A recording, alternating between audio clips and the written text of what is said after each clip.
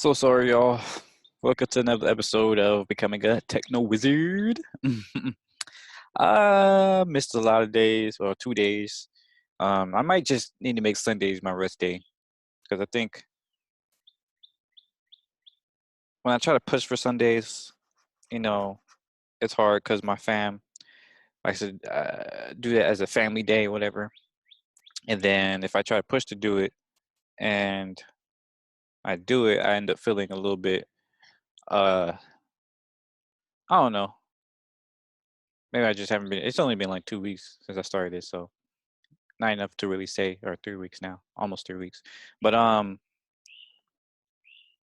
then a lot of times it's so busy around here at that time that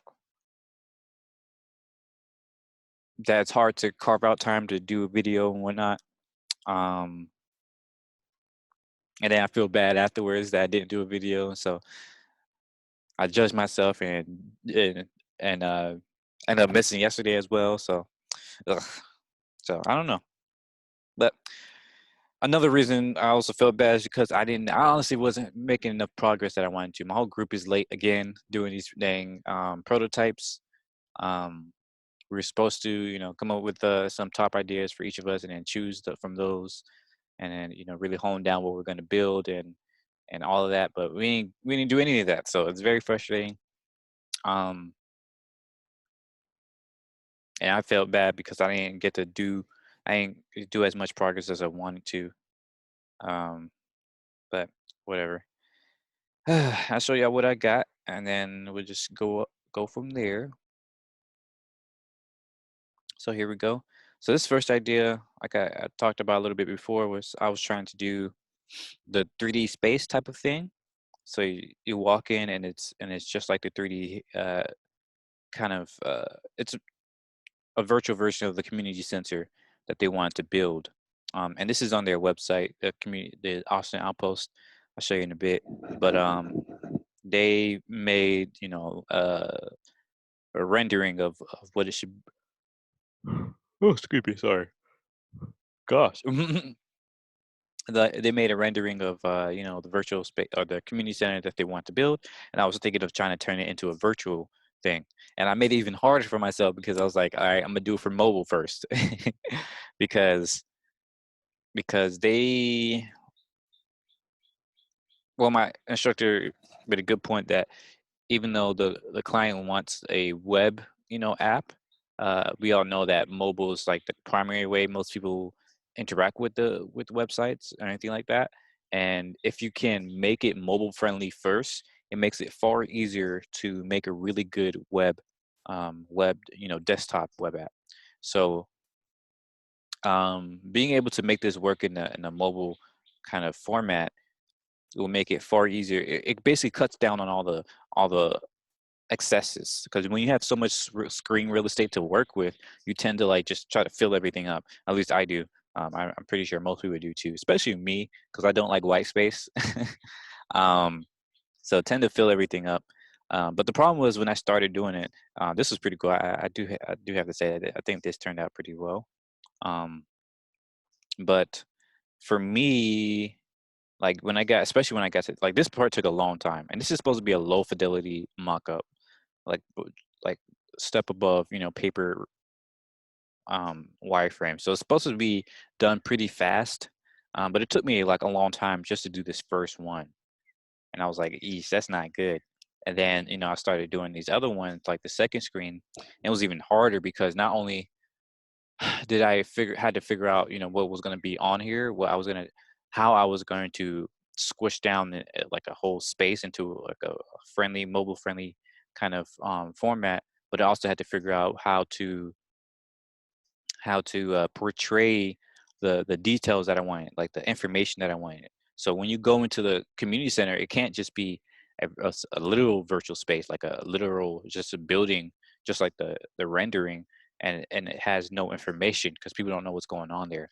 In the real one, in real life, you could just kind of use context clues. You can walk around and ask people what's going on and stuff like that. There may be somebody to help you out. Um, but in a virtual room, it's harder to do that. The closest thing you can have to somebody helping you out is maybe a chat bot or something like that, or some virtual assistant type of person that's going to be there. But that takes a lot of manpower if it's a real person. Um, and you want this to be scalable, and this is just a lot of things to take into consideration. And so trying to figure out how to portray, how to give the type of information that you need to give on a website that will be unintended by humans most of the time. That was difficult. And then another difficult part was making it look 3D with like these basic freaking polygon shapes and stuff like that. Like I've done that sort of before, but it's always kind of hard. um, but I wanted to do this because it's not it's hard. I think it's way harder to prototype this than it is to build it out. That's crazy. Is because there's tools like A-Frame out there, which is I talked about that a few times before on my website. That makes it easy to kind of build a 3D space. The only reason why you don't see it more, which is why I want to push it out more, is because I think people don't realize this. They don't know it's out there. Like we I'm not gonna go on to my whole diatribe about the lack of 3D spaces on the web. But the point is that it's way harder to build a 3D space on something like Figma or Sketch because it's like 2D. It's only like it's meant to be used to create kind of regular screens, 2D interfaces and stuff like that. So when you create something 3D, it's kind of difficult. So I was trying to figure out how to do perspective, and I'm not an artistic person like that. I know this is kind of screwed up. So, and then I have to figure out what the other rooms are going to be and how to do perspective on that, trying to draw something up super quickly. It's just, so I was like, all right, let me try my second idea. And that's the one that was the interactive map.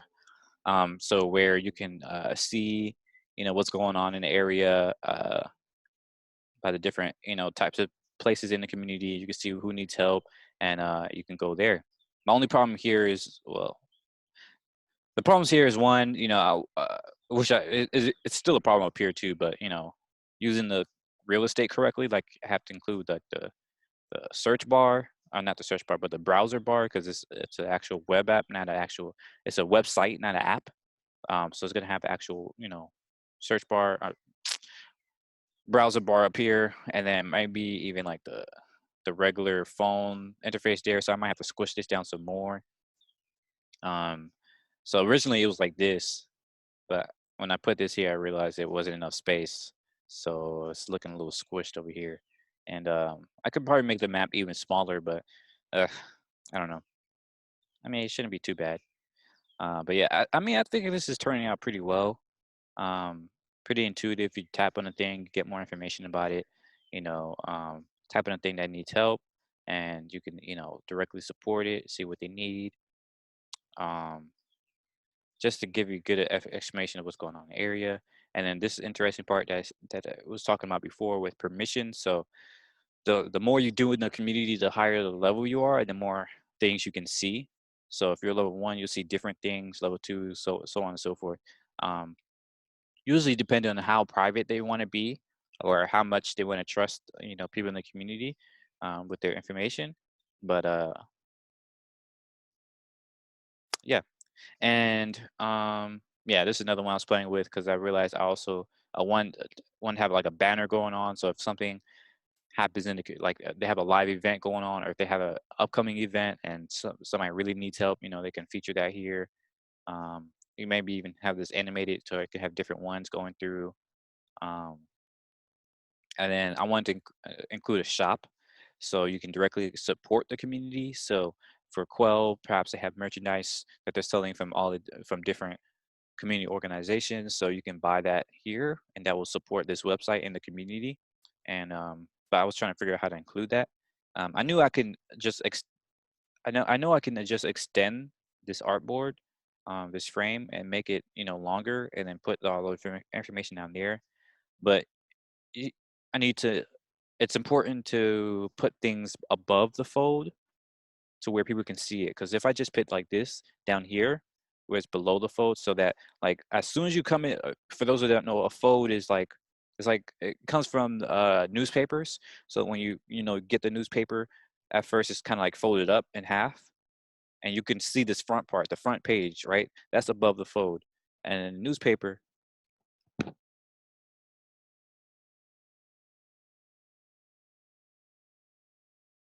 Oh wow, thing's making a lot of noise. But that was sorry. It was making really weird noise. Those little some big squirrels. I'm not even sure if those are squirrels. Those are really big. But anyways, what was I saying? Oh yeah, a newspaper. So above the fold, is what you see at first, and below the fold is when it opens. Like, just a bad way, but like, you know, you unfold the newspaper and it's all this down there. So it comes like that, and you open it, and it's that's not, you know what I mean. Below the fold is the part like that you don't see at first, and you have to like open it to see the rest. And so what you see above the fold gets way more priority, and that's even more so on a website because when you scroll up, that's when you see the rest of the information. But if there's a lot of times, and I learned this the hard way when in a lot of my other jobs, is that most of the time people go on the website, they may be only there for a couple seconds if it's not what they're looking for, or if it doesn't draw their attention. um, and a lot of times people see what's on the front website and they interact with that. That's why it's important to have like a call to action or whatever on the front part. But a lot of times people don't scroll.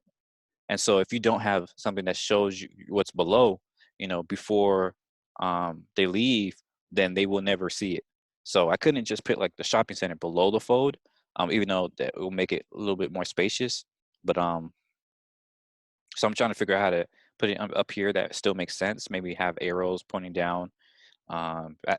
This feels a little, I don't know, it just doesn't feel quite right to me.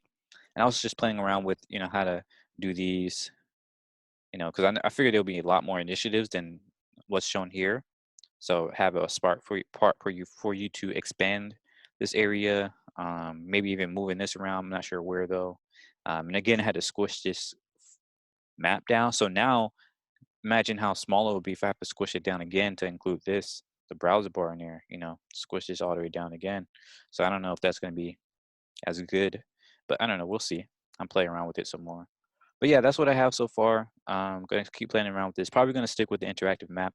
I still want to see if I can make some more rooms for the 3D space just to see if that turns out all right. Because I really like this first one. This first one's pretty dope. And this one's pretty nice as well. Like, this is a lot of clever placement of 2D materials that makes it look 3D. So I kind of feel some kind of way about that. But yeah, I'm hoping we're already super late. Like, we're supposed to finish this on Sunday. So we get feedback and everything like that. But we have our meeting with that instructor tonight, so he can give us feedback, a little feedback live. It probably won't be as good because it doesn't have enough time to look at it. But yeah, it's something. It's something. And like I said before, my group didn't really do much with the thing I created, so that's unfortunate. I don't really have time to figure out all this stuff and my own things, so we're just gonna have to deal with it. But yeah, that's that, and we'll see how this goes going forward. So thanks again. I'm gonna do my best to get a lot more done tonight. Maybe even do another video before my meeting tonight. Um, but yeah, sorry again. Sorry again. And hope y'all have a good day. Hope y'all learned something. Like, comment, subscribe. Um, just let me know what's up. Uh, check out my Patreon. And say hi. Thanks. Bye bye.